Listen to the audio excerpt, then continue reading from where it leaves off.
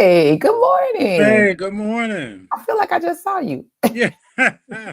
And did we coordinate? Did we have a conversation? Was a Hey. memo sent? What? What the what?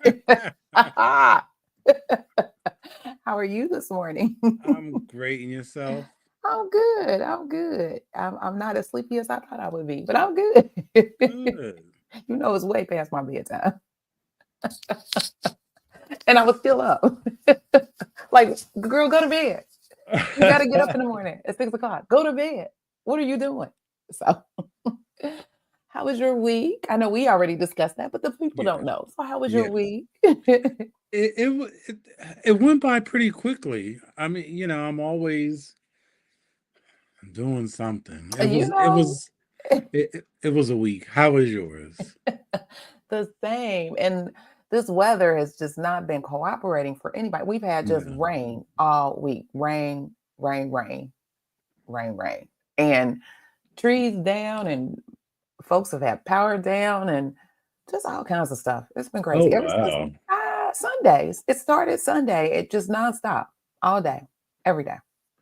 Wow. We had a thunderstorm not last night, but the night before last. Mm-hmm. I'm like, come on, come on. I mean, I know we need it. I know because I love the pretty. There's nothing like pretty green spring grass. I think it's just gorgeous. But okay, I think we're good now. No. And let's talk about our experience last night. How was that? Did you Oh, enjoy it? I thought I it was so really, much fun. really did. Yes, yes.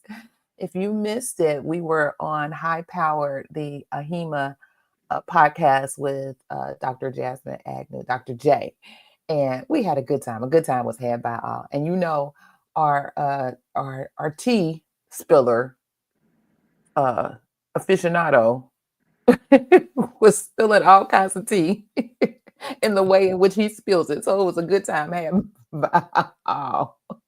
I thought you had a little competition there for a minute, though. I was like, wait a minute, she trying to steal the thunder. Wait a minute, this his role in the podcast world. What's she doing? I was like, fall back, girl, fall back. You don't want none of this. But it was a good time. It really, really was. It was fun. It was fun. I like her her energy, and even her co-host. Their energy together is funny. So And it, it was really more discussions like that need to be had absolutely, because particularly from AHIMA. yes, From the organization. Let this be organizational led so people understand, their viewpoint, where they're coming from, and the expectations, of the organization. So I appreciated it. because I really appreciated what Dr. Jasmine was saying about how she was on TikTok and how they were talking about AAPC and they didn't even know about AHEMA and didn't even know that they were eligible for any AHEMA credentials like that. That's a messaging problem. Yeah. But And it's always been segregated for, it's like, well, which one do I go? Well, why not get both? Which is what I there you always tell go. my students. Get both. Plant your feet in both areas. Don't don't plant your feet in sink and stand, because some of these other folks, I don't know what they got going on, but plant your feet in some firm foundation in both of the organizations, so that you're prepared. You're prepared for anything at all. Anything. It was. I'm just looking forward to more because I know Dr. Jasmine's going to have more conversations and it's going Absolutely. to, and just bringing more awareness to the organization and how people can find their place in it because it it's good and it's always great to have options. That's all. Absolutely. That's Absolutely. all we could ever want is Absolutely. options. I got options. Oh, hey, come on, Jamie Foxx, you channeling it. Okay. All right, all right. Well, let's get our party started here. Welcome to our Saturday morning tea. Here we brew up the hottest topics in healthcare. We discuss health information, news, education, certification tips, options, and not the financial ones. The coding certification, organizations, the weather, how the week has been weeking, and all of the things, as well as entrepreneurship, and really the revenue cycle at large. Did I hit them all? I think I hit them all today. Yes. So as you come in, don't forget to hit the thumbs up or like button. I'm Clarice Warner. I'm the girl with the pearls, the founder and senior education director of the Professional Reimbursement Network, LLC, where coding education is key. And PRN is a healthcare compliance consultancy located in Cincinnati, Ohio, that specializes in revenue cycle and regulatory compliance and education. And let me ask you, do you know what it takes to be a certified marketable medical coder? Did we talk about it last night? I swear we talked about it last night. Marketable came up all the time. All the time throughout the conversation. And Well, certification. So that and was certification. Absolutely. Absolutely. So before I introduce my co-host, let me share with you information on a free, yes, free 99 email course on the 5 steps to become a certified marketable medical coder. Are you interested in medical coding, but not sure where to start and scared of wasting time and resources? Let me help you with the right steps to become a certified marketable medical coder. Learn more at bit.ly/5stepscoder. Hey, I'm gonna need an extended remix at the end or something. I don't know. All right. So if you are interested in getting more information about the 5 steps to become a certified marketable medical coder, then check out the video description for the link. So joining me today is my partner in success, my co-host, Mr. Jesse, the registered trademark. Put some respect on his name, the coding nurse. Sir, introduce yourself and tell the folks all about you. Good morning, everybody. My name is Jesse. I live in Philadelphia. I've been in healthcare. I've been a nurse for a long time. In 2014, I left the bedside. Well, I left the bedside before then, but in 2014, I segued into HIM in the realm of risk adjustment and really liked it. So during the pandemic in 2020, I created a company called the Coding Nurse LLC, where I help nurses and other people in healthcare with a clinical background transition into the wonderful world of HIM. Mhm. All right. Listen to that intro. I heard it. I heard them gems. All right. And how is that going for you? It's coming along. I have a new ICD-10 CM class starting on Thursday, April 17th at 6 p.m. Eastern Time. And to find more information, visit thecodingnurse.com. You didn't want to say that for the announcements? I don't know. I just Oh, okay. I mean, you didn't. It's You didn't. I mean, I know you see you because when I tell you to repeat it, then you're gonna be like, really? exactly. Yeah, okay. All right. I got it. All We haven't been doing this what 153 right. times. I don't understand.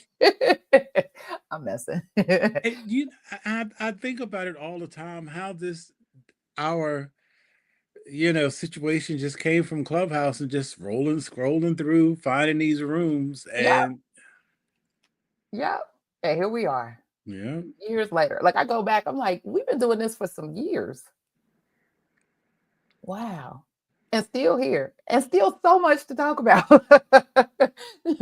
It's just so you see, just seeing that should help you understand how our profession has so many things going on. It's multifaceted. It's always it's constant. It's constant.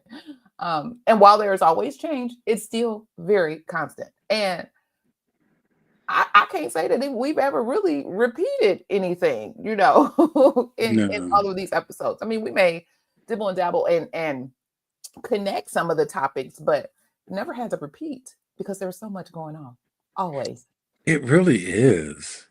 It really, really is. Like sometimes it's like a drama. Like dig in. You never know where it's gonna go. All right. Well, let me just remind you that you can join in and add to the conversation. So don't be shy. Your opinion matters and is always welcomed here. So, friends, use the chat on whatever platform you are on. And if you have a question, please just place a cue so we know that it is actually for us and we don't miss it. I'm preparing and I'm speaking into manifestation for the future when this chat box is just flying and I'm like, oh wait, I need to go back. So let me prepare you for when that happens. How about that? Absolutely. So for those who are joining, oh, hi, Dr. Jasmine. Welcome. I don't know what you're asking me, but welcome. Good morning. For those who are just joining us or watching the replay, today we are talking new HIPAA rules protecting reproductive health privacy. And when I tell you this is a doozy, this is a doozy. But first, let's get into our church announcements. Shall we? Yes, we shall. Uh-oh, look at you. See, you're ready with that, but don't be ready with the other things, sir.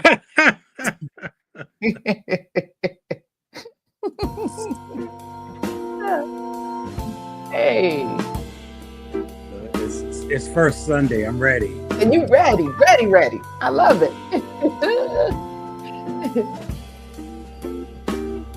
Hey.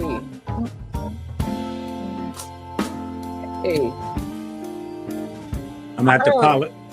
Go ahead. I'm at to polish my Stacey Adams for tomorrow. Have them shining, glistening, gliding in the church. Yes. Somebody was talking about how they are bringing, and they were like, keep those stands outside of the church. But people was bringing their little line dance bands in the church. I said, oh word. But now I've seen that in some of those dances, people are bringing tambourines to the trail ride. Imagine that. And they feeling it. I said, y'all better get it with the tambourine. It's going to be a concert. It's going to be a whole concert on the floor. I can't wait to see one. I might have to go to Houston or somewhere just to go look at one from the sideline. Because I'm not getting that. All right. So, let's turn that down. So, good morning, Crafty Coder, our On the Street correspondent. Good morning. So, let's talk about, so I ran into this article from Becker's Pair Issues from Riley Wilson.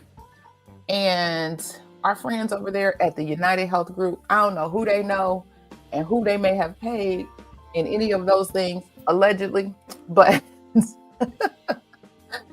they fighting the hard fight to keep this fraud case that they have going in play. And the Justice Department is actually urging the court to keep this fraud case going. Somebody done slid a judge in who has been questioning a lot of things that's happening with this case, and I'm like, where did the judge come from? So, on April 2nd, in District Court for the Central District of California, Justice Department attorneys argued that a court-appointed special master was incorrect in her recommendation to throw out the lawsuit. She's trying to get rid of it. Like, nah, bye, get rid of it.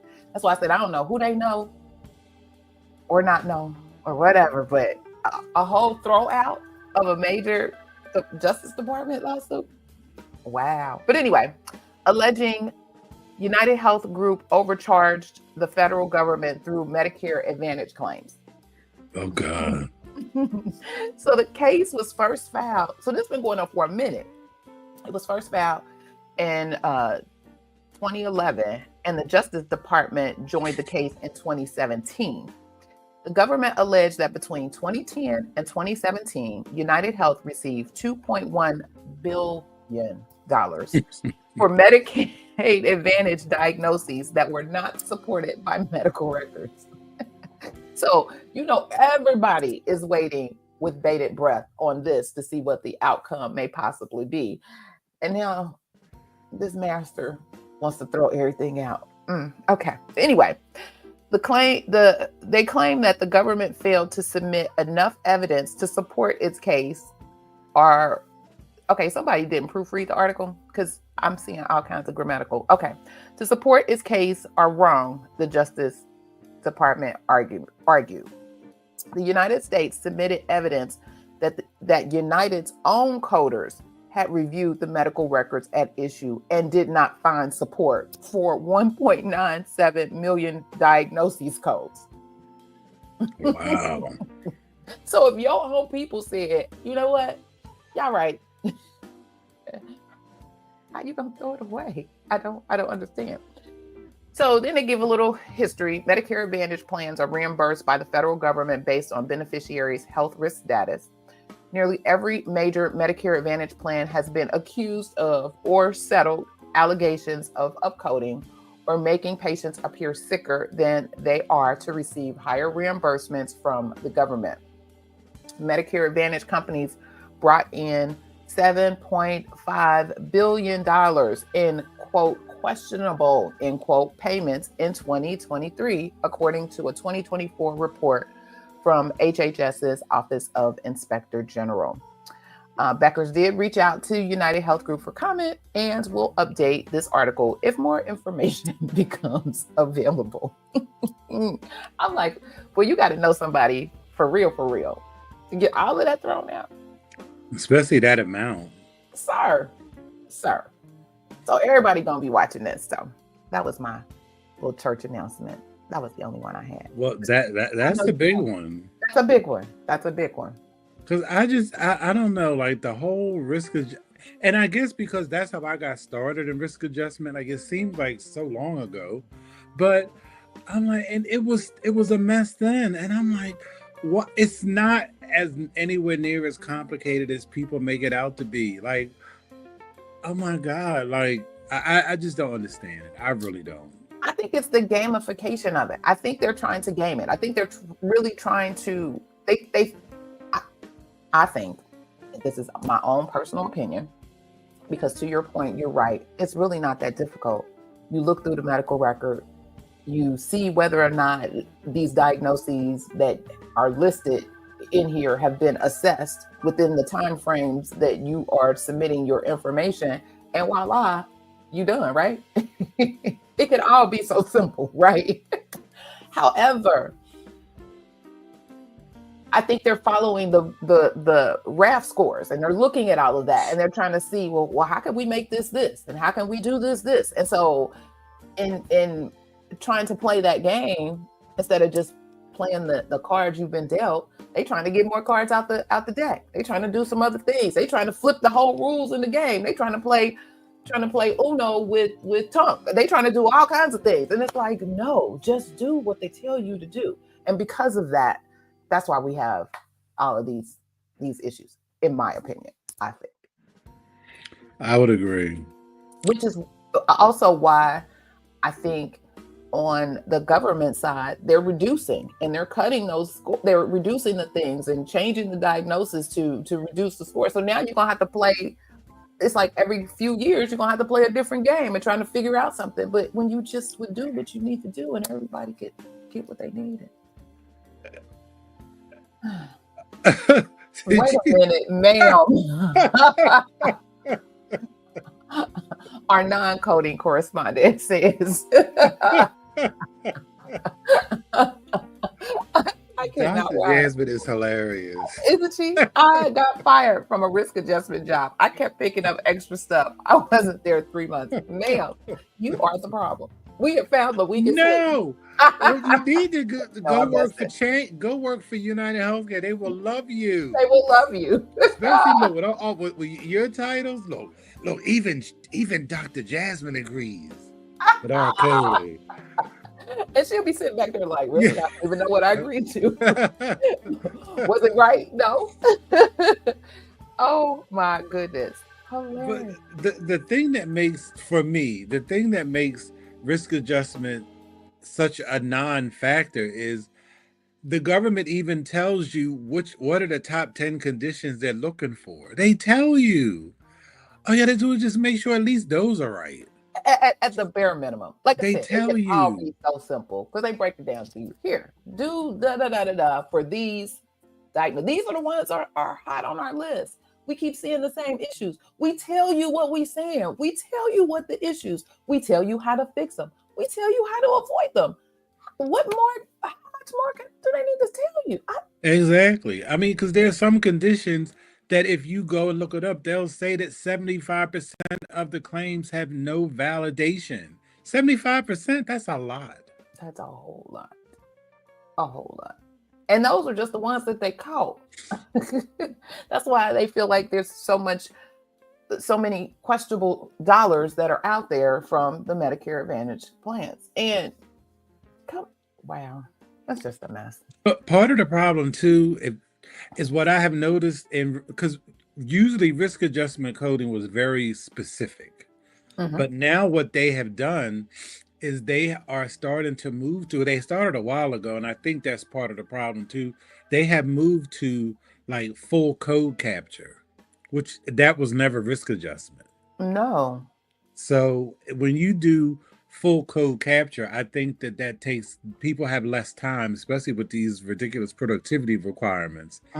People have less time to really do a deeper dive and really validate what they found. See, before, when you were only doing risk adjustment codes, like not every condition risk adjusts. So you had time when you found one to really, really dig Into through it. and make Yeah. sure. Yeah. I think that's also part of the problem that needs to be addressed. Good insight. I like that. Okay. And your announcement, sir? Oh, I have a new ICD-10 CM class beginning on Thursday, April 17th at 6 p.m. Eastern Time. To find more information, visit thecodingnurse.com. Well, that's wonderful. Oh my goodness. All right, all right. Ooh, we have had comedy today. I don't know. I must be Already. already. All right. Okay. So for well, let the tea spilling begin. And for those who are just joining us or joining the replay later on, welcome to another episode of the Saturday Morning Tea. We have an important topic to discuss today that affects everyone in healthcare, but especially medical coders, health information professionals, and I believe our compliance and privacy folks can get some of this tea as well. Now, I need to give a disclaimer because all of this is in play at the time of this broadcast. It may be something else on Monday. The way the world is going, it may be something new, something else. I don't know. Folks talking, but as I mentioned at the OHIMA annual meeting, this was a hot topic. There were at least 3 or 4 sessions dedicated specifically to this. And when I tell you, I mean, the people did their presentation, but in a couple of rooms, they kind of stopped the presentation short. Like, let's just get this on the table. Let's talk about it. Let's have an open, I mean, folks was talking. It was off the chain, but I was loving every single minute of it. So anyway, the Department of Health and Human Services, or HHS, the Office of Civil Rights, or OCR, has released a significant update to the Health Insurance Portability and Accountability Act. That's HIPAA. And it's the privacy rule portion of HIPAA. And this was specifically focused on reproductive healthcare privacy. Now, I want to say that this information happened in the previous administration, which could potentially change it on Monday once all the other stuff is addressed, I guess. I don't know. But the final rule was released on April 22nd, 2024. And I know that's a whole year from now, but stay with me. Or a whole year ago, but stay with me. And introduces several important changes to how we handle protected health information, or PHI, related to reproductive health. Again, I know it was released almost a year ago, and the compliance date was actually in December, but there's still a lot of questions and a lot of comments and commentary about this particular topic. So today we're going to break down exactly what this means for you as coding professionals, health information professionals, privacy and compliance professionals alike. We'll cover the background, key definitions, prohibited uses and disclosures, attestation requirements, and updates to the notice of privacy practices. You can find all of this information. I believe I put it in linked into the I'm second guessing myself. I believe I put it there. If I didn't, I'll make sure it gets there. But you can find all of this information directly from the Office of Civil Rights on their website. So we will also make sure that you know all of the important compliance deadlines as well. So this is especially, and Mr. Jesse, you know to jump in, you know how to move. This is especially critical knowledge because as health information professionals, you're often working directly with sensitive reproductive health information. And these new protections will affect documentation, information sharing, and compliance requirements across healthcare settings. So, again, brew your favorite cup of tea and let's get started with this information. So, background information on this final rule. Again, it came from the Biden Harris administration through the HHS for Civil Rights. And it's officially called HIPAA Privacy Rule to Support Reproductive Healthcare Privacy Final Rule. So it was like a little separate little thing by itself. This rule modifies the existing HIPAA privacy rule to strengthen privacy protections, specifically for individuals' PHI related to reproductive health care. The requirements were initially proposed in April 2023, and the final version includes several adjustments based on public comments. Remember, they want to get rid of public comments, including comments provided by AHIMA. When we talk about the timeline, there are three important dates to remember. First, the effective date for the final rule was June 25th, 2024. However, the compliance date, meaning when healthcare organizations must actually implement these changes, was December 22nd, 2024. There's still some questions on how to implement, and so some folks are not in compliance and have been very vocal about not being in compliance based on conversations we had a couple weeks ago. And then there's one more date specifically for updating the Notice of Privacy Practices or the NPP. Were you about to say something? I'm sorry. Mm-mm. Those updates aren't due until February 16th, 2026, giving providers additional time to comply with that specific requirement. Now, you might be wondering why these changes are happening. Well, the rule comes in response to concerns about potential cross-state legal actions related to reproductive health care following the recent changes in the legal landscape. And the goal is to ensure that patient information related to reproductive health care remains protected, even in this changing environment. So the rule specifically addresses the privacy concerns that might arise when patients receive reproductive health care that is lawful where it's provided, but then potentially not lawful in other jurisdictions. For medical coders and health information professionals, understanding these protections is crucial because you'll need to ensure that appropriate documentation and safeguards are in place when handling reproductive health information. And remember, these requirements apply to all HIPAA-covered entities, including healthcare providers, health plans, healthcare clearinghouses, and their business associates. So regardless of where you work in healthcare, if you are handling PHI, these rules will likely apply to your organization. So let's look at some of the key definitions that are important for understanding how to comply with this final rule. The final rule introduces and clarifies several terms that are central to its implementation. Let's talk about how the rule defines person.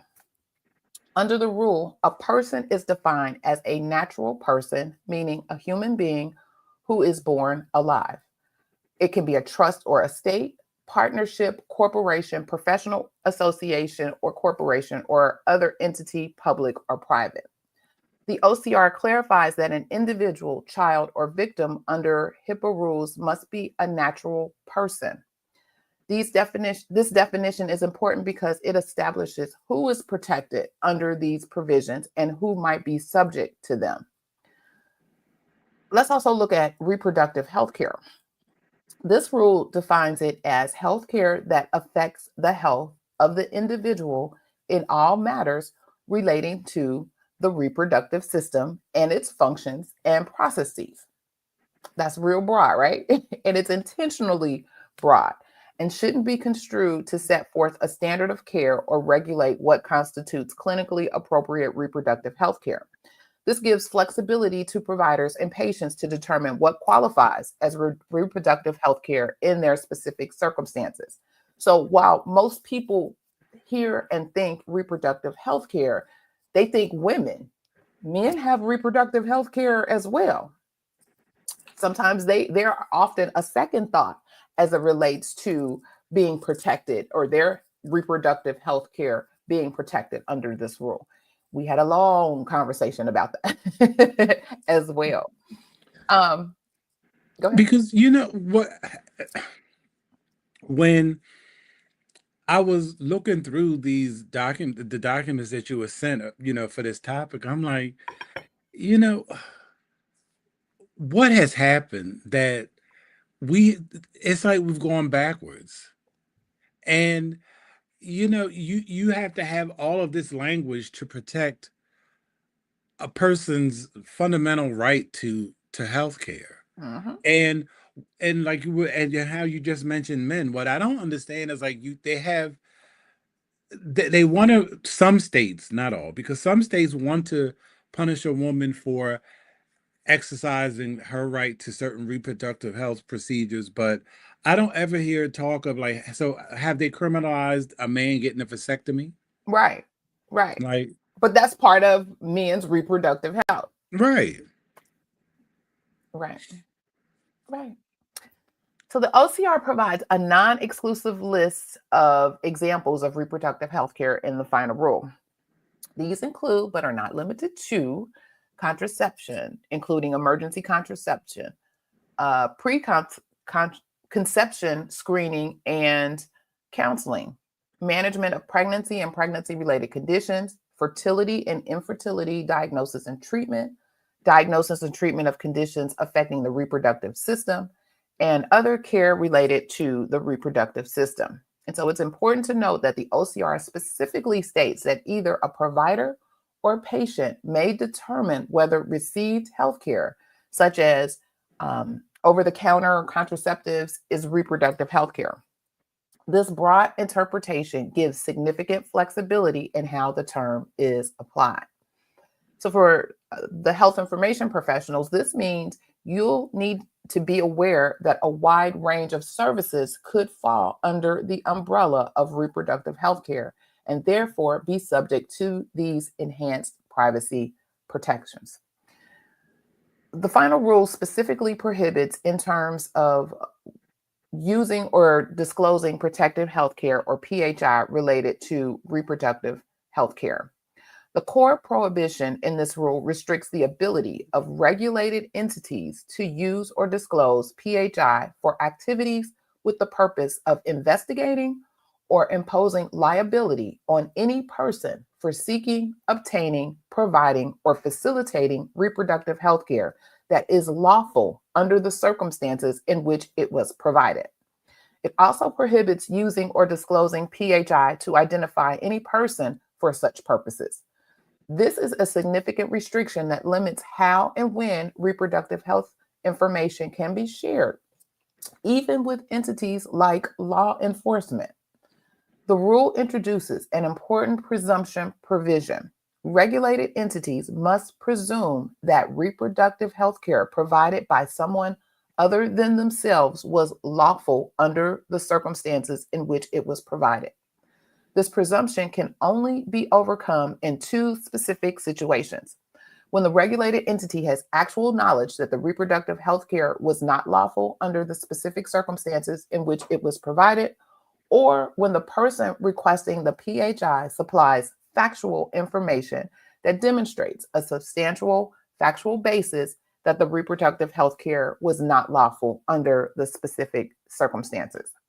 It's also worth noting that the prohibition doesn't apply when the PHI is sought to investigate or impose liability on a person for submitting a false claim for reproductive health for payment to the government. That exception ensures that fraud investigations can still proceed. You know, they're going to still look out for their money, right? Additionally, the prohibition from sharing a patient's PHI with law enforcement doesn't apply when the disclosure is to penalize the provision of reproductive health care that is not lawful, as long as the HIPAA privacy rule permission applies. So, for health information professionals, this means you'll need to be especially careful when processing requests for reproductive health information, particularly those coming from law enforcement or for legal proceedings. And that's where the stuff was hitting the fan, because it was a mess. Because then folks are asking, well, you need to redact all of this information. So they want the records, but if it's containing information related to that, well, we still need the record. So somebody needs to redact it. And they're like, absolutely not. It's a whole hot mess on both sides of this particular issue as it relates to providing records that are needed. A key aspect of this is that when a regulated entity receives a request for PHI, they must make a reasonable determination about the lawfulness of the reproductive health care in the circumstances in which it was provided. They cannot simply rely on assertions from the person making the request. However, the rule clarifies that regulated entities are not expected to conduct research or perform an analysis of an individual's PHI to determine whether prior reproductive health care was lawful when it was provided by someone other than themselves. For example, a health plan must presume that reproductive health care was lawful unless they have actual knowledge otherwise, or the investigator provides information demonstrating a substantial factual basis to believe the care was not lawful. So this creates an important balance, protecting patient privacy while still allowing for appropriate disclosures when truly necessary and lawful. One of the most significant operational changes in this final rule is this new attestation requirement. So let's break down what this means for healthcare organizations. This rule requires regulated entities to obtain a signed and dated written attestation from any person requesting PHI potentially related to reproductive health care.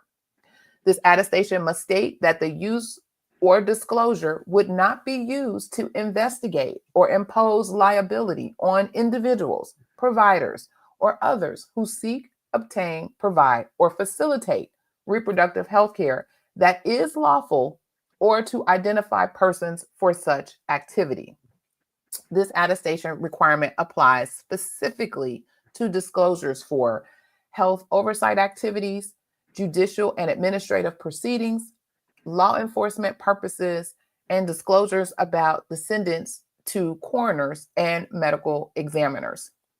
The attestation can be collected in either written or electronic format. However, and this is important, a new attestation is required for each use or disclosure request.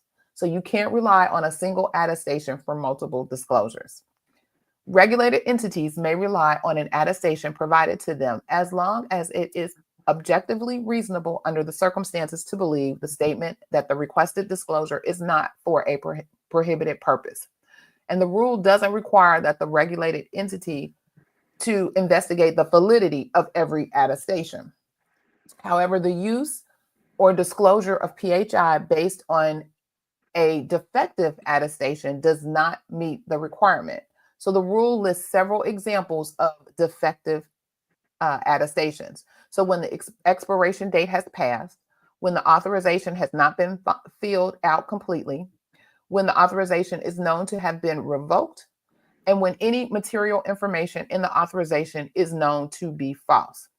So to determine whether an attestation is reasonable to rely on, the regulated entity should consider who is requesting the use of disclosure, the permission they're relying on, the information provided to satisfy other conditions, and the PHI requested and its relationship to the stated purpose. And then importantly, a regulated entity is required to cease use or disclosure of PHI if they discover information reasonably showing that the representations in the attestation are materially incorrect. So the attestation must be written in plain language and cannot be combined with any other document. It must include the name of the individual whose PHI is being requested or the class of individuals if it's not practicable to provide names. Confirmation that the use or disclosure is not for a prohibited purpose. A clear statement that the use or disclosure is not for a prohibited purpose or that the reproductive health care was not lawful.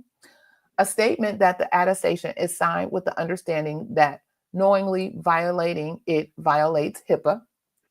The OCR has indicated it will publish a model attestation prior to the compliance date, which it did, that folks still had questions about. And for health information professionals, this means that your organizations will need to develop processes for obtaining, verifying, and storing these attestations when reproductive health information is requested. That's a lot, a whole lot, a whole lot. So most of the people at the conference and discussing this was primarily talking about how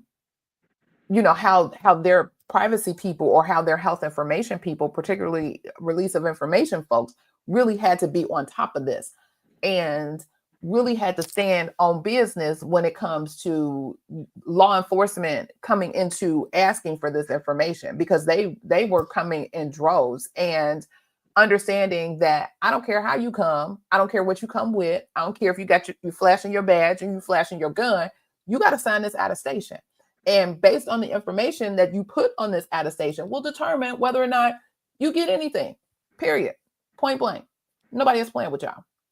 And that's kind of where the rubber meets the road, and making sure that health information professionals who are in that release of information role understand how important this is. Gatekeeping at its actually finest. Like, you're the person that is going to be the judge and jury, if you will, on whether or not this information is disclosed. And following the rules is what's going to help you, your organization, and everybody stay compliant with the current rule. Again, it's current today. It may not be on Monday, but the current rule as it stands. Mr. Jesse, did you have to? It's a lot. It Mm-hmm. really is. And and as you were talking, I was thinking back to, people may have forgotten, but this was, I don't even know when, but it was a while ago. I want to say it was Colorado. These these police officers came to the emergency room, and they were trying to force this nurse to draw the patient's blood, who was, I think, unconscious, Mm, or the person didn't authorize them to use his blood or mm, draw his blood, because they were trying to get him for something. mm, And they ended up the police arrested the nurse, and it became a big thing, and the court finally decided that she was right. And when you mhm. were saying, like, these release of information people are standing on business, if you don't have people to enforce what is right, then there's no point in having any rules, and people's rights will then be trampled on. Yep. Yep. You were right about that. All right, let's shift gears a little bit and talk about the required updates to the Notice of Privacy Practices, or NPP. And this affects everybody because we sign them and we give them. The final rule requires providers to update their Notice of Privacy Practices to support both the Reproductive Healthcare Privacy Final Rule and the NPP updates included in the Joint Substance Abuse and Mental Health Services Administration, or SAMHSA, and the OCR final rule on aligning 42 CFR Part 2 and HIPAA that was finalized earlier this year. So there are several key updates required. First, if a covered entity creates or maintains Part 2 records, and these are records related to substance use disorder treatment, They must provide notice to individuals about how those records may be used and disclosed, and about individuals' rights. The MPP must also be updated to reflect other applicable laws that are more stringent than the privacy rule, including details on the attestation requirements we just discussed. Another important addition is a new paragraph explaining to individuals that PHI disclosed pursuant to the privacy rule may be subject to redisclosure and no longer protected by the privacy rule. So, for fundraising communications, covered entities must provide individuals with a clear opportunity to opt out before using Part 2 records for fundraising purposes that benefit the covered entity. The good news is that the rule clarifies that notices for both Part 2 and privacy rule requirements may be met with a single notice, as long as all of the required elements are included. So this helps streamline the process somewhat. But remember, while the compliance date was in December 22nd, 2024, covered entities still have until February 16th, 2026 to update their MPPs. This gives you additional time to incorporate these changes. For health information professionals, this means working with your privacy officers and legal teams to ensure that these updates are made correctly and on time. So that was a whole lot.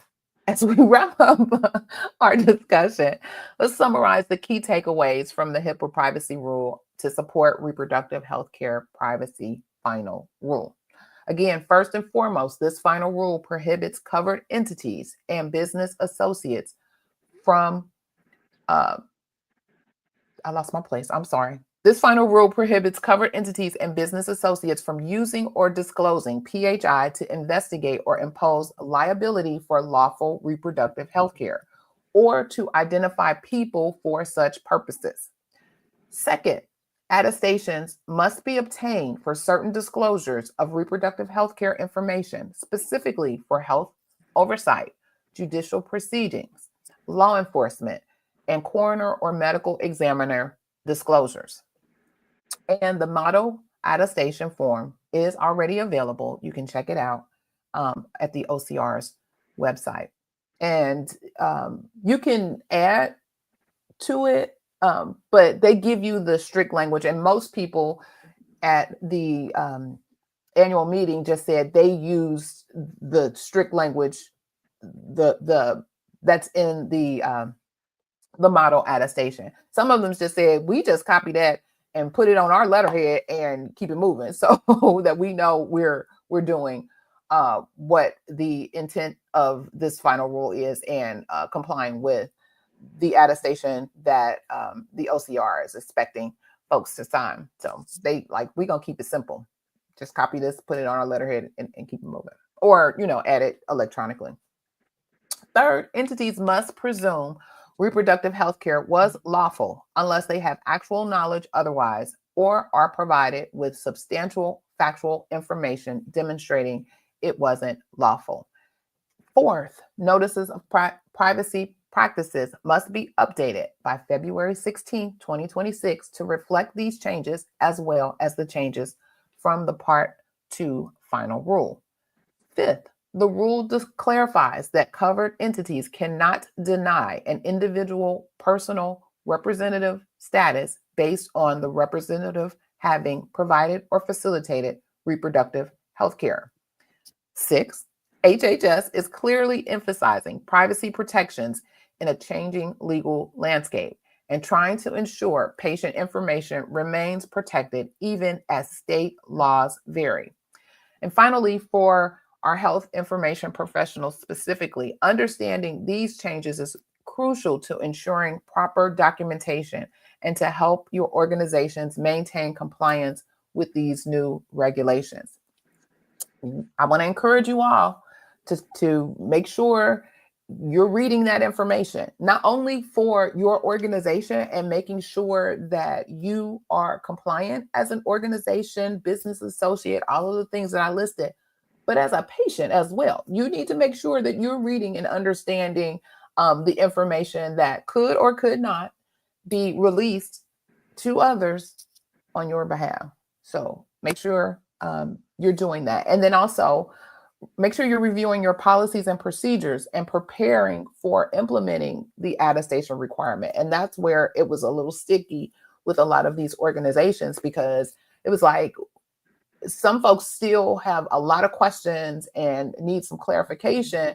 And until they get that, it's going to be hard to try to put together, well, what is the procedures? If we, if then what? If, and one of the crazy things that we saw, because on the attestation, it asked, I think it was like a yes or no box, like basically, and I'm summing it up, do you plan to use this for legal purposes or something? And one of the people said that somebody checked yes on their box, like, and they were like, oh, what do we do with that?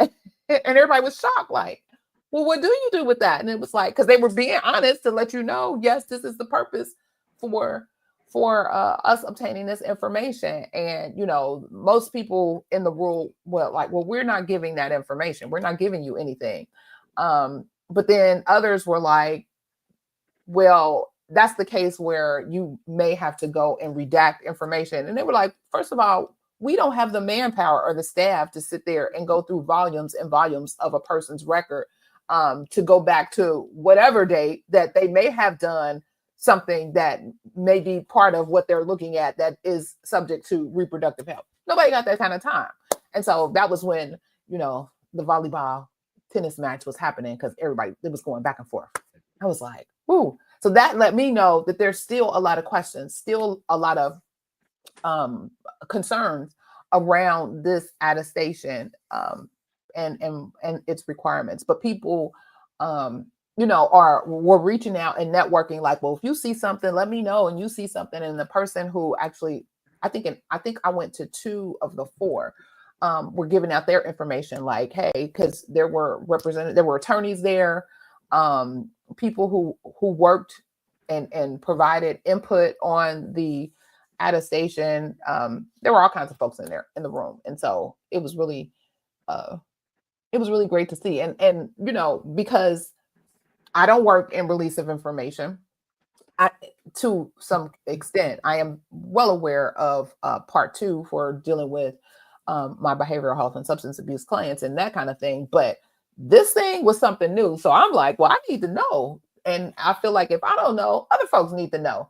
And so that's why I felt that it was important enough, with so many sessions and so many questions and so many people. I mean, those rooms were filled and the discussion was buzzing. So yes. Wait, I see somebody. Yeah, that's an interesting comment. Had a provider tell a friend and a mom what a patient's birth history was and the result of an exam in order to try to bully the patient into a procedure. Wow. That's crazy. Crazy. And so, that's another thing, educating ourselves as healthcare consumers and knowing what our rights are as it relates to healthcare is also very, very, very, very important. I know, we may be coming in and we're very vulnerable because we need the help or we need whatever because we feeling bad and whatever, but you got to know your rights as well as you're getting that care. Yeah. So this was a lot for the Saturday morning tea today, right? It was, and it's not even over, because it's not, because it could change on Monday, like I said, because I'm sure, wait a minute. And then aren't the people at HHS gone? Like, but they might come back, but it's a lot. It's a lot. Right. And OCR is part of HHS. So, and I think I read something this morning that said, but they got to bring the people back. So who knows?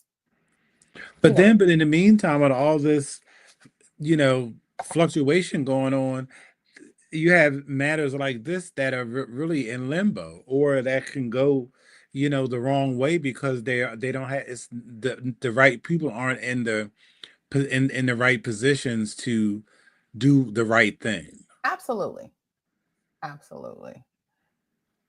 Well, I hope all of this information helps you navigate these important changes to HIPAA privacy protections for reproductive health care, and at least gives you some additional food for thought and things to kind of dig into to make sure you and your organization are well aware of what is happening.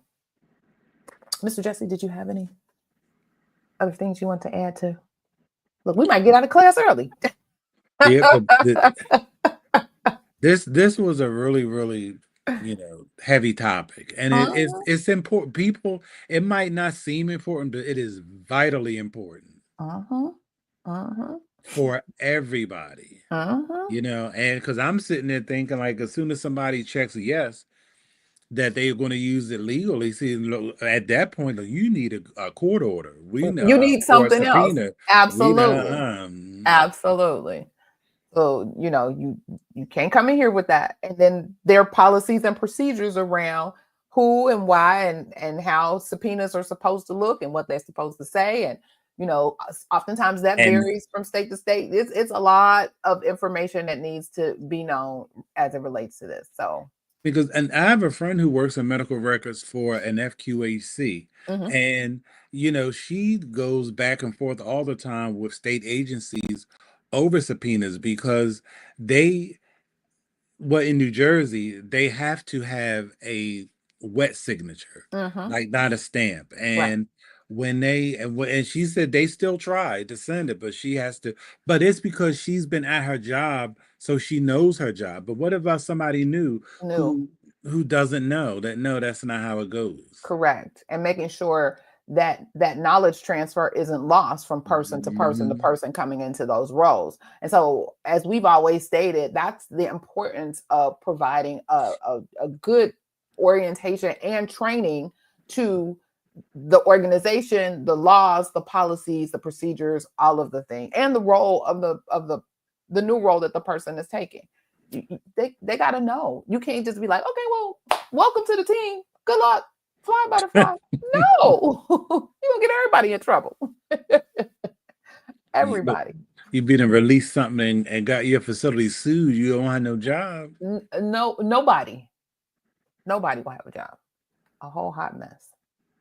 All right. Well, again, I hope this was something that was helpful for you. I know it was kind of lengthy, long, but it's important. It's out there, Oh, especially now. It's oh especially now. God. Especially now.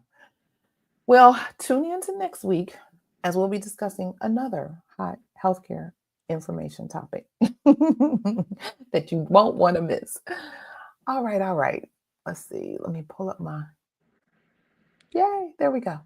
So, are you thirsty for fresh perspectives on the healthcare revenue cycle? Well, by becoming one of the PRNT sippers, you'll join a community of sharp minds who savor the complexities, like the complexity we just talked about, of the healthcare revenue cycle. Why sip alone when you can steep in knowledge together? Come spill the tea on industry insights. Here's what you can expect as a valued member of the PRNT Sippers: exclusive healthcare insights. Gain access to in depth articles, webinars, and resources covering the latest healthcare trends, compliance updates, and revenue cycle practices.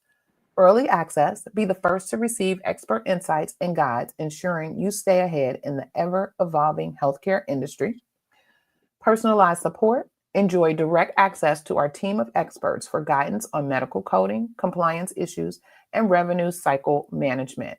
We're here to answer your questions and support your professional growth. And community connection: join a private community of healthcare professionals where you can network, share experiences, and collaborate on finding solutions to common challenges. And that's my favorite part. So, by supporting us, we're not only advancing your healthcare knowledge and career, but also contributing to the success of the Professional Reimbursement Network, LLC, which is a resource that empowers healthcare professionals like you to thrive in their roles, goals, and dreams. So, thank you for considering becoming a member of the PRNT Sippers.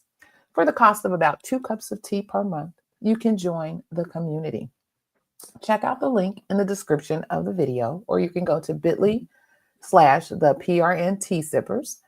Your support means the world to us, and we look forward to helping you excel in the world of health information and healthcare revenue cycle. All right.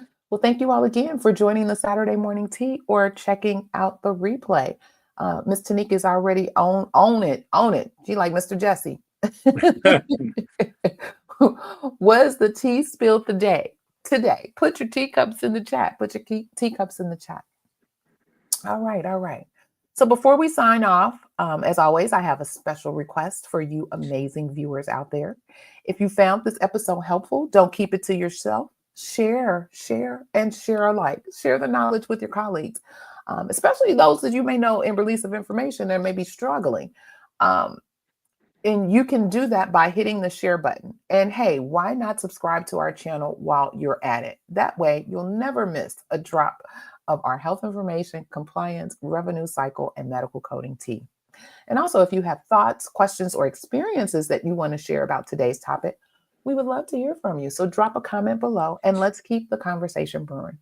And if you enjoyed this episode, give us a thumbs up because it helps more healthcare professionals find our content. And also check out the Coding Nurse channel on YouTube and thecodingnurse.com, the website. Yes. So remember, at the Saturday Morning Tea, we're all about building a community of savvy, informed healthcare professionals. So again, like, share, subscribe, and comment, and let's grow this community together. Mr. Jesse, do you have any closing thoughts?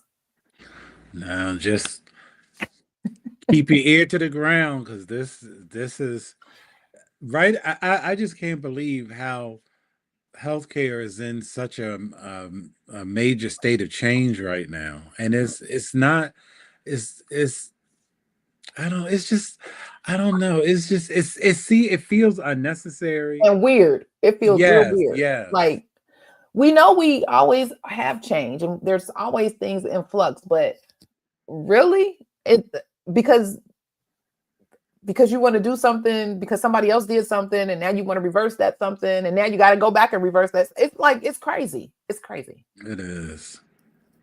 But here we are. What can we do? But keep breathing, Lord willing. There you go. And the creek don't rise. Right, everybody. Well, this has been a great session today. See you PRNT sippers at 10:15 a.m. Eastern Standard Time. And remember, be safe, be kind, and don't wish for it, work for it. Until next time, take care and have a great weekend. Bye-bye. Bye.